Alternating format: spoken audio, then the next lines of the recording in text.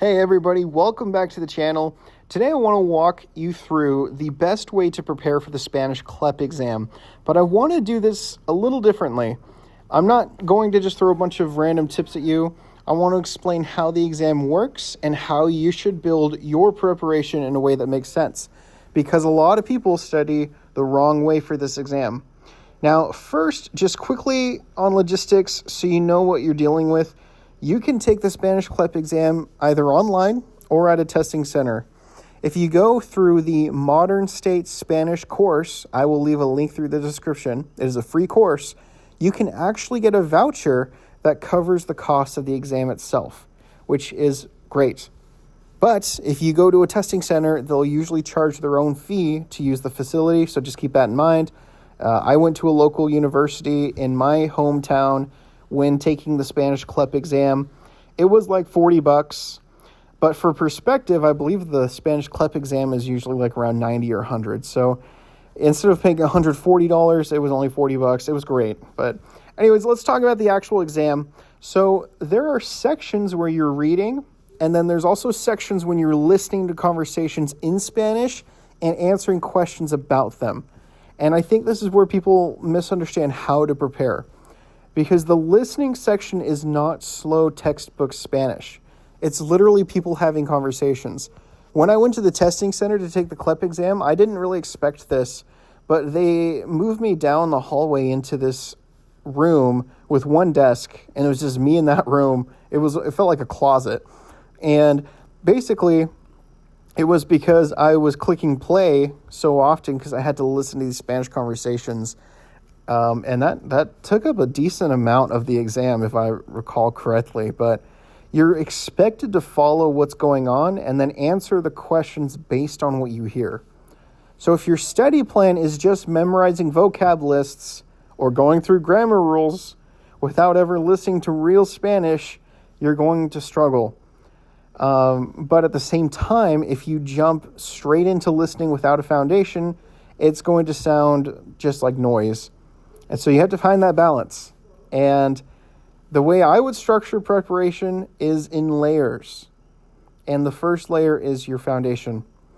So for me, I've been speaking Spanish since I was around 18. I did not come from a Spanish household whatsoever. I was the first in my family to learn Spanish and everything like that. But for me, I didn't realize I ever needed to take the Spanish CLEP exam. My university required it for me. And that's a very long story, but I only spent 6 days preparing for this exam, and I ended up passing with flying colors. I got the full amount of credits needed that you can possibly get on the exam. So that was great, and so I really want to use this, my experience, to help you guys learn. And so I really do recommend Modern States, because this is where Modern States is actually really useful. Because if you go through that course and you truly understand their materials, you're building a grammatical base that you can rely on. That grammatical base is so important because you need to understand how sentences are structured. Because I did mention that there's a lot of conversations in the exam you have to listen to and answer. But keep in mind, the questions they ask you are also in Spanish. They're not in English. And so all the questions and answers are all going to be in Spanish. And the other thing, too, it has its own section regarding grammatical things and Spanish vocab. So it's like a normal exam as well. It incorporates that. And then it even incorporates a reading section, which we'll talk about later as well. But you really, really need to understand how sentences are structured. You need to be familiar with the common verb tenses. You need a solid amount of vocabulary, especially everyday vocabulary. Things like common verbs, objects, locations, actions, daily interactions. And I made a goal when I was learning Spanish. I made a goal where anything that I looked at, anything I could see, I wanted to be able to know how to say it in Spanish. And so I purchased a picture dictionary where it would show a picture of a room, and then it had arrows pointing to everything in the room and saying what it was in Spanish. So like even like the blade of a fan or a drill bit, like even little things like that, I wanted to learn everything if I could see it. So having a massive amount of vocab is important. And it's not exciting, but it matters because once you have that foundation, everything else starts to make a lot more sense, because then you move into the second layer, which is input. And this is where you start listening and reading. This is where you start practicing for those conversations. Now, for listening, what helped me the most was Spanish podcasts. Now, not because I understood everything, but because it's literally people speaking Spanish naturally to each other.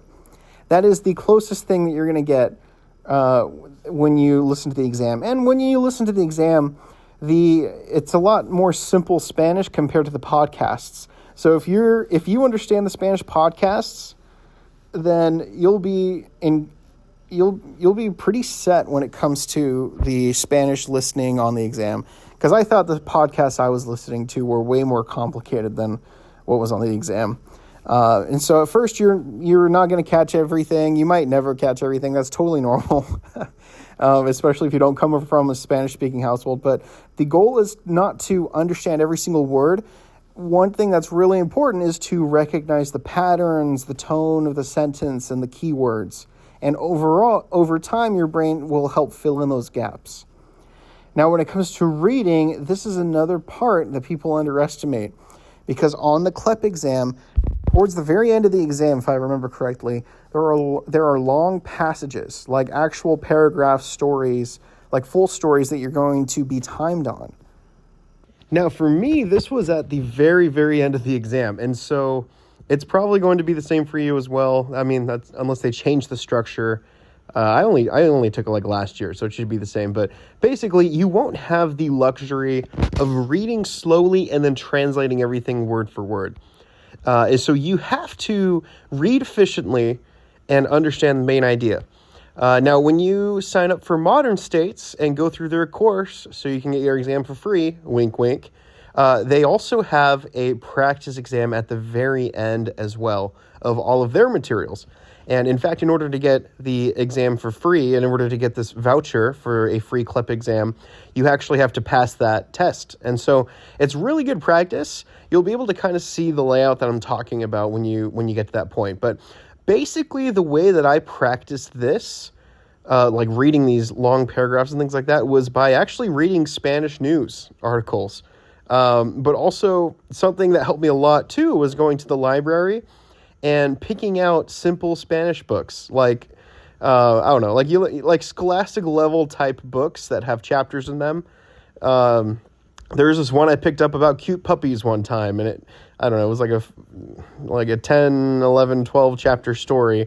But it was like, I mean, here's the thing. It might sound basic, but it really does work. It's a really great way to grow and improve your reading level, especially in Spanish.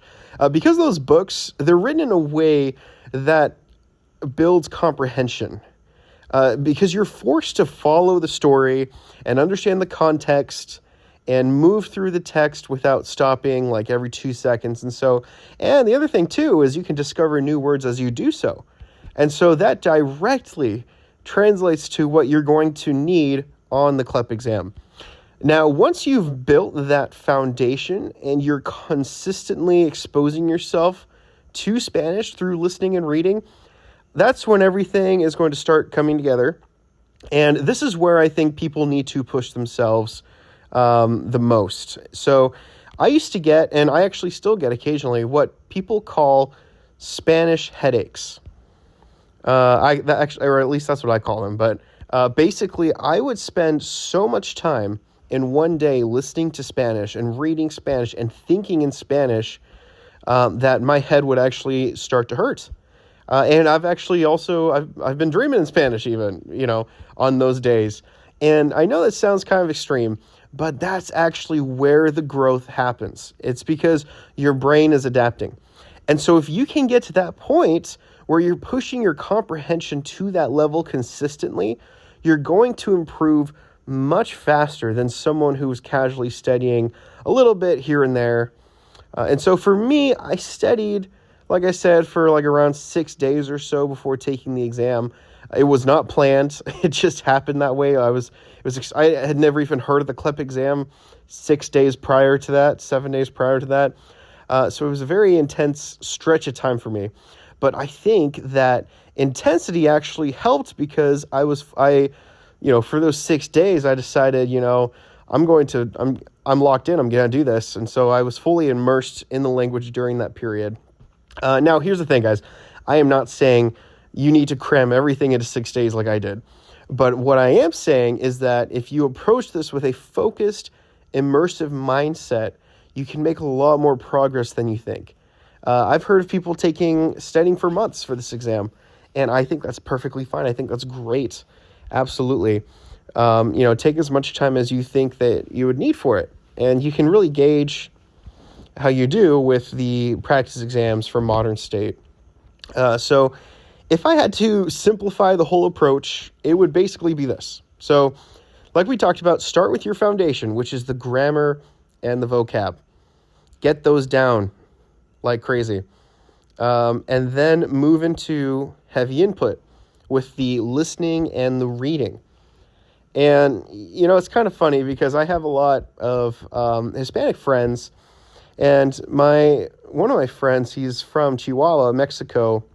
He came to the United States when he was, I think, like 11 or 12, maybe a little older than that. And it was funny because we were talking, and I asked him, because he speaks perfect English. I'm like, what was the best way for you to study English? And he said it was watching SpongeBob.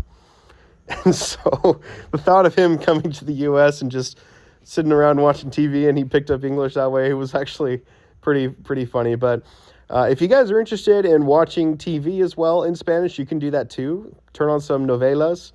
Or what you could also do is El Chavo de Ocho. That's also a pretty good Mexican TV show that I've enjoyed. But basically, you can change it up. You can add that into your heavy input for listening and reading. And here's the thing, guys. Don't be afraid to push yourself to the point where it feels mentally exhausting, because that is usually a sign that you're improving. And so if you do that consistently, the exam becomes much more manageable. So that's the approach that worked for me. And if I had more time to prepare, like if I knew months beforehand about the exam, I would probably do all these things that I mentioned, but have it kind of planned out in a longer, larger scale, so it wouldn't be crammed in 6 days. But if you're, this is basically what I recommend if you're trying to prepare efficiently and understand the language, not just like pass the exam. I mean, because there's certain amounts, you have to hit certain amount of scores to earn certain amount of credits. And so in order to receive the highest amount, you have to hit, I believe it's at least a 60 or above, something like that. But anyways, if you guys have any questions, leave them in the comments below. I will go through and I'll try and help answer any questions best I can. But anyways, you guys, if you're studying for the CLEP exam right now, you've got this. You can totally do this. I believe in you. So anyways, that's all I've got for today. Hope you guys have a good one. Take care.